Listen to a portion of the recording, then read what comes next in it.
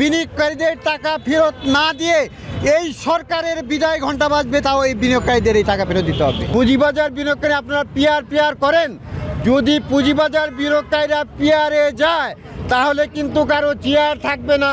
অনেক পুরানো নতুন সংগঠন বিচ্ছিন্নভাবে আমরা আন্দোলন করছিলাম এই অপশক্তি রাশেদ মাকসুদ কমিশনের বিদায় ঘণ্টা বাজানোর জন্য, কিন্তু কিছুতেই আমরা পেরে উঠতে পারতেছিলাম না।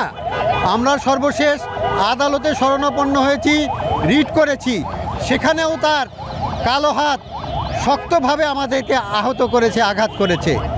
আমরা সর্বশেষ চিন্তা করেছি যে সকল সংগঠন একত্রিত হয়ে আমরা একটা জাতীয় জোট গঠন করব এবং সম্মিলিতভাবে আমরা সেই আন্দোলন করব। তারই প্রেক্ষিতে গতকাল আমরা পুঁজিবাজার বিনিয়োগকারী সম্মিলিত জাতীয় জোট 10টি সংগঠন মিলে আমরা করেছি। এই যে 5টি ব্যাংক মার্জার করা হলো, এর প্রতিবাদে আমি টকশোতে, ডিবিসি টেলিভিশনের টকশোতে বলেছি যে বিনিয়োগকারীদের টাকা ফেরত না দিয়ে এই সরকারের বিদায় ঘণ্টা বাজবে, তাও এই বিনিয়োগকারীদের এই টাকা ফেরত দিতে হবে। মিউচুয়াল ফান্ড নিয়ে যে কারসাজি হচ্ছে, যে চক্রান্ত হচ্ছে, তার বিরুদ্ধে আমরা রুখে দাঁড়িয়েছি।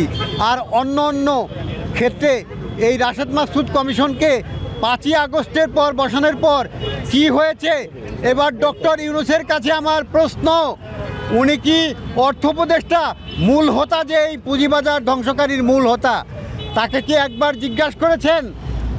অর্থ উপদেষ্টা সালাউদ্দিন সাহেব, এই পুঁজিবাজার যে দায়িত্ব দেওয়া হলো, আপনি কি করেছেন?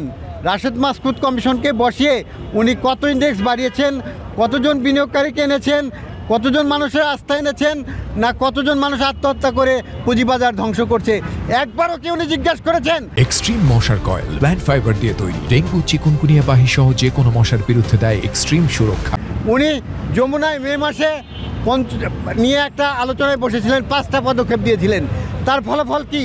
তার ফলাফল এই যে 1,30,000 কোটি বাজার থেকে গত সপ্তাহে 16,491 কোটি টাকা সম্ভবত, এই পরিমাণ টাকা এক সপ্তাহে মূলধন নাই হয়ে যায়।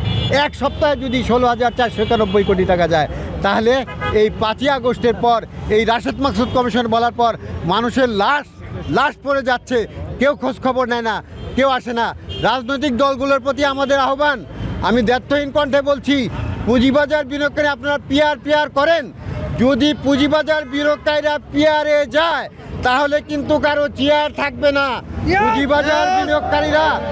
পুঁজিবাজার বিনিয়োগকারীরা যদি রাজনৈতিক মাঠে নেমে যায় তাহলে কিন্তু তাদের যে ভোটের সংখ্যা, এটা কিন্তু দ্বিতীয় বৃহত্তম দল হবে এই বাংলাদেশের।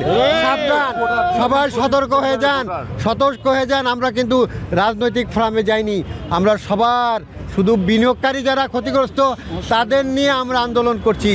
আমাদের প্রতিজ্ঞা, এই রাশেদ মাকসুদ কমিশন যে এই পুঁজিবাজারকে ধ্বংসস্তূপে পরিণত করেছে তার অপসারণ, এবং অন্য পঞ্চপাঞ্জব যারা আছে, তার হোতা, তার সহযোগী এবং অন্য যারা পর্দার অন্তরালে যারা আছে, সবাইকে এক এক করে তাদের মুখোশ উন্মোচন করা হবে।